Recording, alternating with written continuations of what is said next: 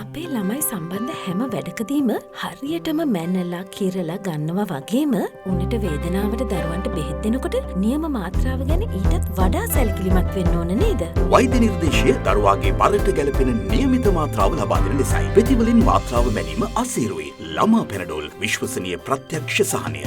එහි විශේෂිත මිනුම් ඒකකයෙන් දැන් ගැලපෙන මාත්‍රාව මැන ගැනීම පහසුයි.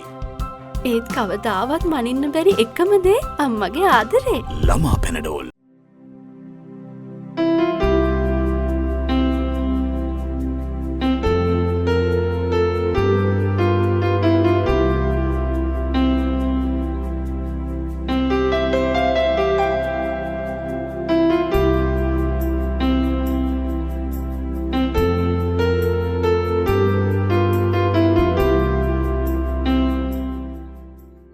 මුල් අවදියේ සිටින ලදරුවන්ගේ හැඬීම මේ ඉතා බරපතල ප්‍රශ්නයක්. බොහෝ වෙලාවට දෙමාපියන්ට විශේෂයෙන්ම මවට ඉතා මානසික වදයක් දෙන ප්‍රශ්නයක්. මේ හැඬීමට ගොඩක් හේතු තිබෙනවා. නමුත් සාමාන්‍යයෙන් බඩගින්න එහෙම නැත්නම් මව්කිරි ඕන වුණාම තමයි මේ ලදරුවන් වැඩිම අඬන්නේ.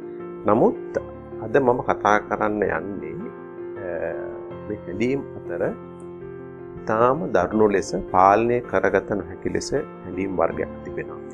ඒක වෙන්නේ ගොඩක් වෙලාවට පළවෙනි සති දෙක තුන ගියන් පස්සේ මව්කිරි දෙන ලදරුවෙකුට එහෙම නැත්නම් වෙන කිරි වර්ගයක් දෙන ලදරුවෙකුට උනත් වෙන්න පුළුවන්.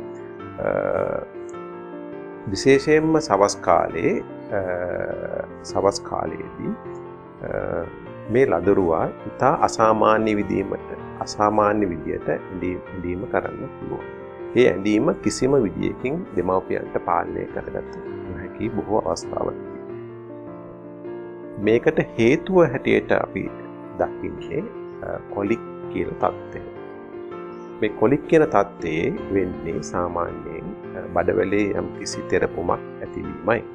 නමුත් මේ තෙරපුමට හේතුව මොකක්ද කියන එක කුමක්ද කියන එක අපි තාම ඇත්තටම හරියටම හොයාගෙන වෛද්‍යවරු හොයාගෙන නැහැ. නමුත් මේක ප්‍රායෝගිකව ලොකු ප්‍රශ්නයක්. දෙමාපියන් සෑහෙන මානසික පීඩනයට ලක්වන අවස්ථාවක්.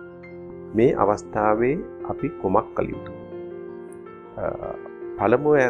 පළමුව අපි මේ වගේ අසාමාන්‍ය ඇඬීමක් තියෙන අවස්ථාවලදී වෛද්‍යවරයෙක් විශේෂයෙන් ළමා වෛද්‍යවරයෙක් හමු වෙලා මේක කොලික් තත්ත්වයක්ද එහෙම නැත්නම් වෙන යම් කිසි හේතුවක් නිසාද කියන එක තහවුරු කරගත යුතු වෙනවා.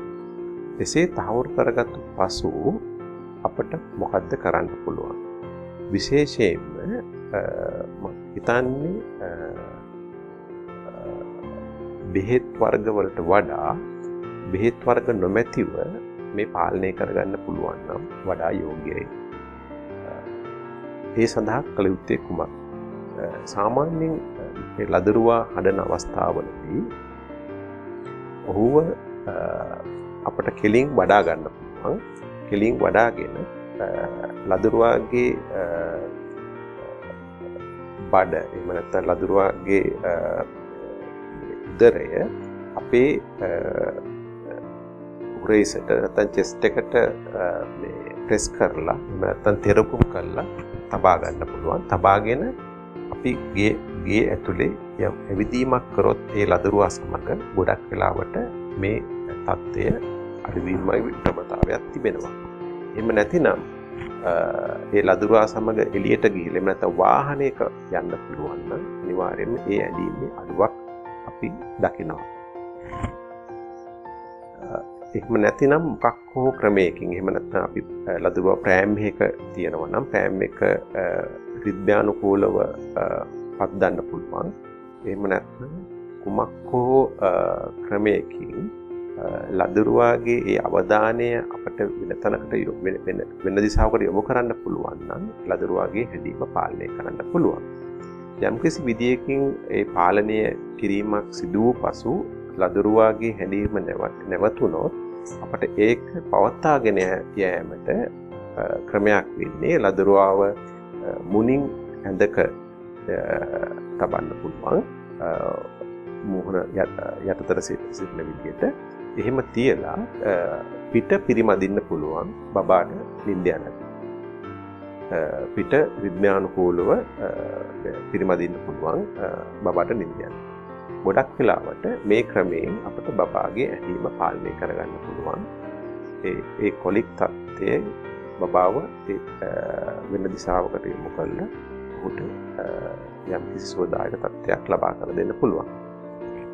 එහෙම කිරීමට බැරි නම් එහෙම ඒ වගේ ප්‍රායෝගික විසඳුමකින් බබාවගේ ඇඳීම නවත්ත ගැනීමට බැරි නම් අනිවාර්යයෙන් ඒ සඳහා ළමා රෝග වෛද්‍යවරයෙක් හමුවෙලා අවශ්‍ය වෛද්‍ය ප්‍රතිකාර ලබා ගත යුතුයි. බොහෝ වෙලාවට ඒ වෛද්‍ය ප්‍රතිකාර සමග ඒ තත්ත්වය සමනය කරගන්න පුළුවන්. නමුත් වෛද්‍ය ප්‍රතිකාර කිරීමට වෛද්‍ය ප්‍රතිකාර ලබා ගැනීමට ප්‍රථම පුළුවන් තරම් දුරට ඖෂධ ලබා දීමකින් තොරව පාලනය කර ගැනීමට පුළුවන්කමක් තිබුණොත් හොඳයි.